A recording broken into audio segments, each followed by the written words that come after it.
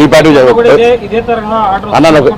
ఈ పాయింట్ మీద ఒకవేళ బీఆర్ఎస్ పార్టీ బీజేపీ చిత్తశుద్ధి నిరూపించుకోదలుచుకుంటే న్యాయస్థానంలో ఆ పార్టీ పక్షాన కూడా ఇంప్లీడ్ అయ్యి 42% రిజర్వేషన్కు ప్రొటెక్షన్ ఇప్పించేటట్టుగా న్యాయం నిపుణులతోటి సంప్రదించి చేయండి.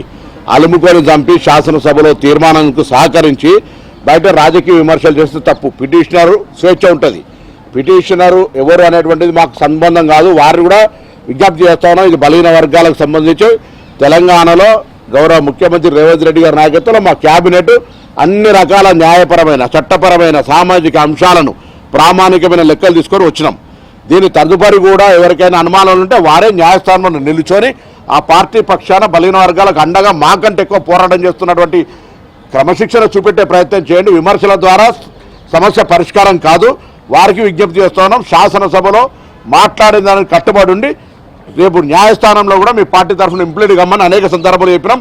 అఫిడవిట్ వేయడానికి వీలేదు. ఇంప్లిమెంట్ చేయండి. ఇంప్లీడ్ అయ్యి మీ ఆర్గ్యుమెంట్స్ను 42% రివర్స్ పాజిటివ్గా వినిపించండి. అది కానప్పుడు మీరు దీనికి వ్యతిరేకిస్తున్నట్టుగా భావించాల్సి వస్తుంది.